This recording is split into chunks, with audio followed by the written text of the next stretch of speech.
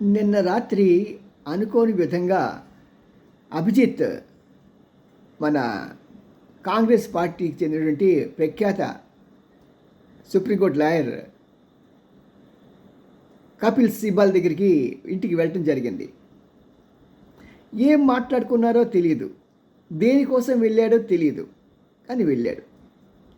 దేనికోసం అయి ఉంటుంది అంటే ఇక్కడ రెండు విధానపరమైనటువంటి ఆలోచనలు ఉన్నాయి. థాట్స్, స్కూల్ ఆఫ్ థాట్స్ అంటారు కదా, అది ఉద్యమం విరమించేటప్పుడు మనకి అక్కడ మీరు స్టూడెంట్స్ ఎవరి మీద కూడా కేసులు పెట్టకండి అని ఒక వాగ్దానం తీసుకున్న యాంగ్చుక్ ప్రభుత్వం కూడా ఇచ్చింది. ఎందుకంటే స్టూడెంట్స్ అంటే ప్రతి వారికి కూడా ఒక రకమైన ఒక ప్రేమ. ఎందుకంటే నేటి బాలురే రేపటి పౌరులు అని నమ్మే దేశం మంది. ఈ బాలురే రేపొద్దున మన మన వ్యవస్థకి పునాదులు అని ప్రతి ఒక్కరూ నమ్ముతాం.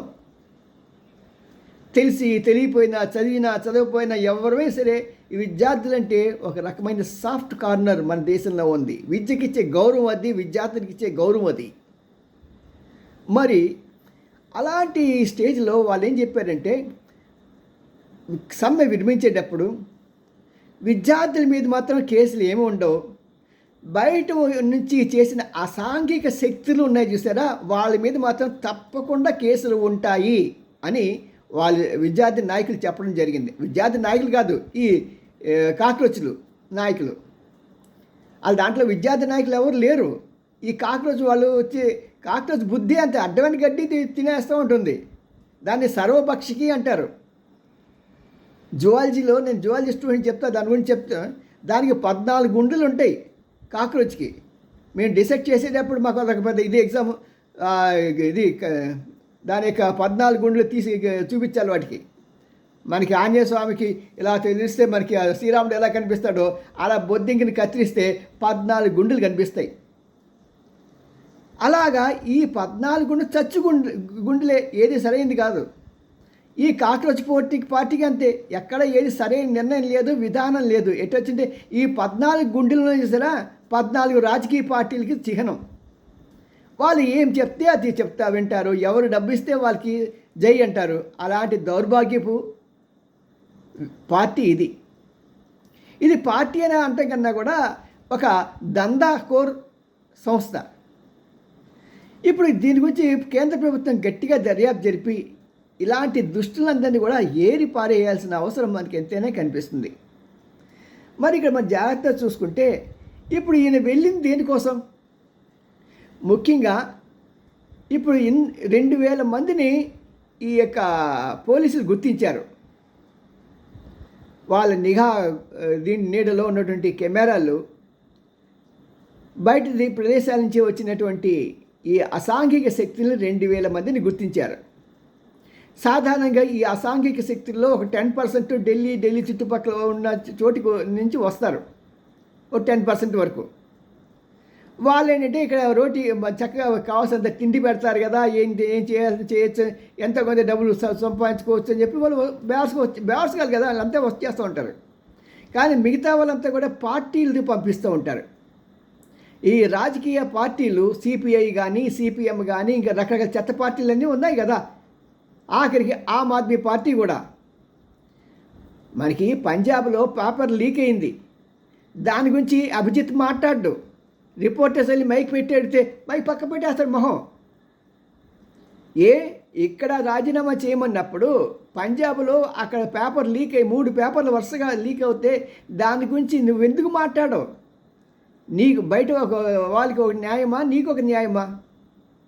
అంటే ఈ పార్టీలకి అడుగుమొడుగులు ఎత్తి ఏదో పబ్బం గడుపుకొని ఏదో రకంగా నేను పేరు ప్రతిష్ట సంపాదించేసుకోవాలి, సొమ్ములు చేసుకోవాలి, హీరోని అయిపోవాలి అనే ఒక దుగ్ధ కాంక్ష వాళ్ళ మెదడులో ఉండటం మూలంగా వాళ్ళు ఇష్టానుసారంగా ప్రవర్తిస్తున్నారు. దానివల్ల ఏమవుతున్నదంటే పాపం ప్రధానమంత్రి మోడీ గారు వీళ్ళతో కమ్యూనికేట్ చేయాలంటే అందులో అభిజిత్ గారు ఏమంటాడంటే మనకి ఎడ్యుకేటెడ్ ప్రైమ్ మినిస్టర్ కావాలంట. ఏ ఎడ్యుకేటెడ్ ప్రైమ్ మినిస్టర్ కావాలి? ఏ ఎడ్యుకేటెడ్ ప్రైమ్ మినిస్టరు ఈ రోజున జీడిపిని ఇంత ముందుకు తీసుకెళ్ళాడు? చదువుకున్న ప్రధానమంత్రి ఈ యొక్క ప్రపంచ పటంలో మనకు ఒక గొప్ప శక్తిగా నిలబెట్టాడు. చదువుకున్న నువ్వు బాస్టన్ స్కూల్లో చదువుకుంటున్నావు అని చెప్పి ఇక్కడ వచ్చి చేసిన పని ఏంటి? లుచ్చా పనులు కాదా? నేను నిన్ను సూటిగా ప్రశ్నిస్తున్నా. నువ్వు చదువుకున్నా అని చెప్తున్నావు, ఇక్కడికి వచ్చి నువ్వు చేసిన పని లుచ్చా పని కాదా? కేజ్రీవాల్కి తొత్తుగా మాడావు కదా. అంతకుముందే అతని దగ్గర పనిచేసావు, కానీ ఆ కుక్కలాంటి విశ్వాసం అతని మీద నీకుండి అతను ఏం చెప్తే నువ్వు అది చేసుకొచ్చావు. అతని రాజకీయ దీనికి నువ్వు పావు అయ్యావు. దానికి నీ కాంపన్సేషన్ 200 కోట్లు ఇచ్చాడంట కదా. ఎందుకంటే ఆయన 200 కోట్లు వచ్చాయి, ఆ 200 కోట్లు నీకు ఇచ్చేసాయని చెప్తున్నాడు. మరి ఎంతవరకు నిజమో మీరు తెలుసుకోండి. మరి ఇలాంటి ఉద్యమాలని నడిపే ఈ బొద్దింకలు ఎక్కడికైనా సరే, అంటే బొద్దింకలు లేని ప్రదేశం ఎక్కడా ఉండదండి. ఇందుకు గలదు అంత లేడు అని సందేహం వలదు అన్నట్టుగా ఎంతెంత వెతికినా అంతంత కలదు బొద్దింక. మీరు ఎక్కడికైనా వెళ్ళండి, ఈ బొద్దింకలు లేని ప్రదేశం అంటూ ఎక్కడా ఉండదు. ఆఖరికి బాత్రూంలోకి వెళ్ళినా సరే, మట్టి తవ్వుతున్నా సరే, ఎక్కడికి వెళ్ళినా సరే బొద్దింక ఖచ్చితంగా ఉంటుంది. బొద్దింక గుడ్లు ఉంటాయి. అలాంటి దౌర్భాగ్య పేరుతో ఒక పార్టీలాగా చేసుకొని నేను మెల్లిగా రాజకీయాల్లో దీన్ని ఇంకా ఉద్యమాలు నడుపుతాను. నడుపు నీకు ఈసారి రా ఇండియాకి, తెలుస్తున్నప్పుడు సంగతి. మా నిరంకారి ఉన్న చాలు నీకు సరైన బుద్ధి చెప్పడానికి. మరి ఇలాంటి వ్యవస్థలని ప్రజలంతా, ప్రత్యేకంగా నేను తల్లిదండ్రులకు విజ్ఞప్తి చేస్తున్నాను. నిజంగా పాపం మీ పిల్లలు బాగా దెబ్బలు తిన్నారు. నాకు తెలిసి నేను ఫోటోలు ఇవన్నీ వెరిఫై చేశాను. ఎలా తిన్నారంటే, అసలు గొడవ చేస్తున్న వాళ్ళు గొడవ చేస్తుంటే వాళ్ళు వెనక వీళ్ళున్నారు. వాడు తెలిసి కొడతాడని పోలీసుడు, వాడు టక్కుమని తప్పించుకున్నాడు. ఆ దెబ్బ వీళ్ళ మీద పడింది. మనం చిన్నప్పుడు ఇళ్ళలో చూస్తూ ఉంటాం కదా, ఒక 2-3 పిల్లలు ఉండే సమయంలో ఒక అబ్బాయి కానీ ఒక అమ్మాయి కానీ అమలు చేస్తూ ఉంటే తండ్రి వచ్చి కొట్టబోతుంటే వాడు తప్పించుకుంటారు. పాపం రెండో వాళ్ళ అమ్మాయికి వాళ్ళకి దెబ్బలు తగులుతూ ఉంటాయి. అలాగే అట్టాగే జరిగింది ఈ విద్యార్థుల మీద దెబ్బలు కూడా. నేనంటా కదా, ఎప్పుడైతే ఉద్యమం అదుపు తప్పింది అని సంగతి తెలిసినప్పుడు మీరు మీ పిల్లల్ని ఇంటికి తీసుకువెళ్ళాల్సిన బాధ్యత మీకు లేదా? అంటే మీరు కూడా పిల్లల్ని కనేసి అలాగే రోడ్డు మీద వదిలేస్తారా? మీ పిల్లలు ఎలా ప్రవర్తించాలో తెలుసా? మీ పిల్లలు అక్కడ పక్కన కూర్చున్న పోలీసు వాళ్ళతో కానీ, ర్యాపిడ్ యాక్షన్ పోలీసు వాళ్ళతో కానీ ఎంత సెక్సీగా బిహేవ్ చేస్తూ వాళ్ళని రెచ్చగొట్టారో చూసారా? వీడియోస్ ఉన్నాయి. ఇంత దారుణంగా మీ పిల్లలు ప్రవర్తిస్తుంటే మీరు అదేదో పెద్ద హీరోలాగా అనుకుంటున్నారు. చాలా తప్పు. పేరెంట్స్ దేశద్రోహులు అంటే మీరే అవుతారు. రేపొద్దున చరిత్రలో నిలిచిపోతారు. జాగ్రత్త. మళ్ళీ ఇంకా పోలీస్ స్టేషన్ నుంచి ఫోన్లు వస్తే, పోలీస్ స్టేషన్ నుంచి ఫోన్లు వస్తున్నాయని చెప్పి ఏడుస్తున్నారు. ముందు మీ పిల్లల్ని అదుపులో పెట్టుకోండి. ఉద్యమం చేసే హక్కు ఉంది, ఆడపిల్లలకు కూడా ఉంది. కానీ ప్రశాంతంగా ఉండాలి. ఉద్యమం ఒక పద్ధతి ప్రకారంగా నడవాలి.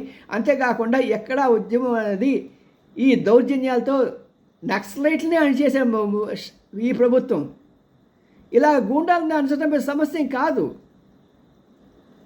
అది గుర్తుపెట్టుకొని ఉద్యమం ఎవరికైనా సరే ప్రజాస్వామ్యంలో అంటే ఒక ఇది వాళ్ళకి కష్టంగా అనిపిస్తే ఒక చట్టం కానీ ఒక ఇది కానీ వాళ్ళు నిరసన ప్రదర్శించవచ్చు. కానీ ప్రజాస్వామ్య విధానాలు ఉంటాయి, శాంతియుతంగా ఉంటాయి. గాంధీ మహాత్ముడు ఎందుకు మహాత్ముడయ్యాడు?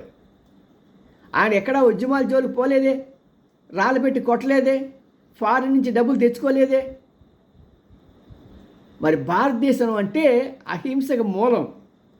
అది హింసక మూలం మారినప్పుడు తల్లిదండ్రుల బాధ్యత మీ పిల్లల్ని వెనక్కి తీసుకెళ్ళడం. నెక్స్ట్ మీటింగ్లో కనుక, నెక్స్ట్ ఉద్యమంలో కనుక మీ పిల్లలు పాల్గొంటే మాత్రం చాలా సీరియస్గా ఉంటుంది, చాలా లెవెల్లో ఉంటుంది.